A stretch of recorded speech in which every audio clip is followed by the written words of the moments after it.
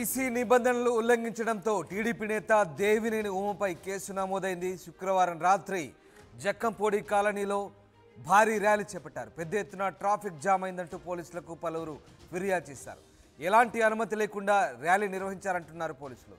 EC rules break చేశారంటూ దేవినేని ఉమతో పాటు పలువురుపై కేసులు నమోదయ్యాయి. అయితే పోలీసుల తీరుపై దేవినేని ఉమ ఆగ్రహం వ్యక్తం చేస్తున్నారు. తమ ర్యాలీతో ప్రజలకు ఎలాంటి ఇబ్బందులు కలగలేదంటున్నారు. వైసీపీ నేతలు అధికారాన్ని అడ్డం పెట్టుకొని అక్రమ కేసులు పెడుతున్నారని దేవినేని ఆరోపిస్తున్నారు. మొత్తం మీద ఎన్నికల నిబంధనలు ఉల్లంఘించారంటూ అనుమతి లేని ర్యాలీ తీశారంటూ దేవినేని ఉమపై పోలీసులు కేసు నమోదు చేయడంతో ఉమ ఫైర్ అవుతున్నారు. ఇక వైసీపీ అధికారాన్ని అడ్డం పెట్టుకొని పోలీసులతో ఇలాంటి కేసులు పెట్టిస్తుందంటూ ఆయన ఆరోపించారు. అయితే ర్యాలీకి ఎలాంటి అనుమతి లేదని, అందుకే పెద్ద ఎత్తున ట్రాఫిక్ జామ్ సంబంధించి ఫిర్యాదు రావడంతోనే కేసులు నమోదు చేసినట్టుగా అధికారులు చెప్తున్నారు. శుక్రవారం రాత్రి జక్కంపూడి కాలనీలో ఈ భారీ ర్యాలీ చోటు చేసుకుంది. దీంతో ఈసీ నిబంధనలు ఉల్లంఘించారంటూ ఆరోపణలు వచ్చిన నేపథ్యంలో ప్రస్తుతం టీడీపీ నేత దేవినేని ఉమపై కేసు నమోదైంది. రాజేష్ జైన్ అవుతున్నారు. రాజేష్, దేవినేని ఉమపై ఎన్నికల నిబంధనల ఉల్లంఘన మేరకు కేసు నమోదైనట్టుగా తెలుస్తోంది. పోలీసులు ఏం చెప్తున్నారు, అలాగే దేవినేని వర్షన్ ఎలా ఉంది?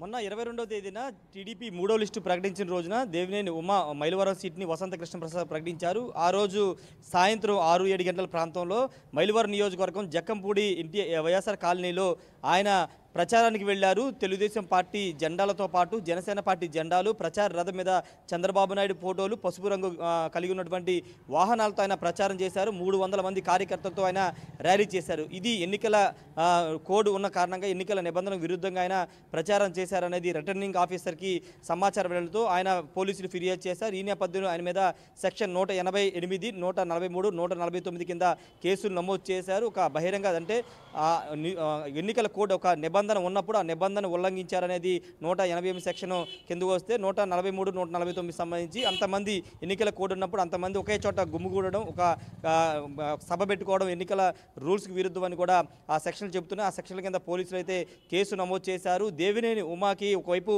సీటు లేకపోవడంతో కొంత ఇప్పటికే నైరాశ్యంలో ఉన్నటువంటి ఆయనకి తాజాగా ఇప్పుడు ఈ కేసు కొంత ఇబ్బందికరంగా మారే అవకాశం ఉంది. ఎందుకంటే ఆ రోజు సీటు ప్రకటించిన రోజే ఆయన ఎక్కడ బయటకు వచ్చి మాట్లాడలేదు, కానీ కార్యకర్తల ర్యాలీలో పాల్గొన్నారు జక్కంపూడిలో.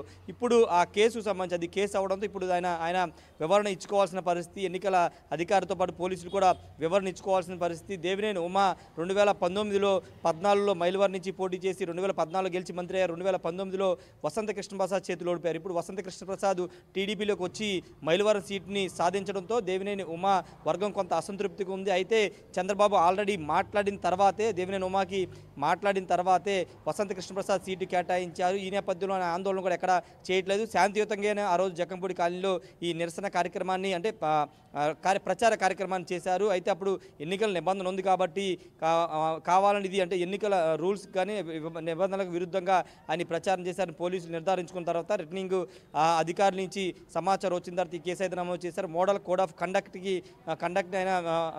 విరుద్ధంగా ఆయన ఈ ప్రచార ర్యాలీ నిర్వహించారని కూడా పోలీసులు చెప్తున్నారు. పోలీసులకు సంబంధించినటువంటి కేసు నమోదు చేశారు కాబట్టి దేవినేని ఉమ ఆయన కానీ ఆయన లాయర్ కానీ పోలీస్ స్టేషన్కి వెళ్ళి వివరించుకునే అవకాశం అయితే ఉంది. Right, thank you very much Rajesh, thanks for the update. ఇది ఎన్నికల నిబంధనలు ఉల్లంఘించారనే ఆరోపణలతో టీడీపీ నేత దేవినేని ఉమపై కేసు నమోదైంది. శుక్రవారం రాత్రి జక్కంపూడి భారీ ర్యాలీ సందర్భంగా పెద్ద ఎత్తున ట్రాఫిక్ జామ్ అయిందంటూ పోలీసులకు ఫిర్యాదు అందింది. ఎలాంటి అనుమతులు లేకుండా ర్యాలీ నిర్వహించారని అంటున్నారు పోలీసులు. ఈసీ రూల్స్ బ్రేక్ చేశారు కాబట్టి ఉమతో పాటు మరో కొంతమందిపై పలువురిపై కేసులు నమోదు చేశారు. పోలీసుల తీరుపై అటు ఉమా ఆగ్రహం వ్యక్తం చేస్తున్నారు. తమ ర్యాలీతో ప్రజలకు ఎలాంటి ఇబ్బందులు కలగలేదని వైసీపీ నేతలు అధికారాన్ని అడ్డం పెట్టుకుని అక్రమ కేసులు పెడుతున్నారంటూ ఆరోపిస్తున్నారు. మొత్తం మీద దేవినేని ఉమకు ఈసీ నిబంధనల ప్రకారం అయితే కేసులో ఇరుక్కున్నారు.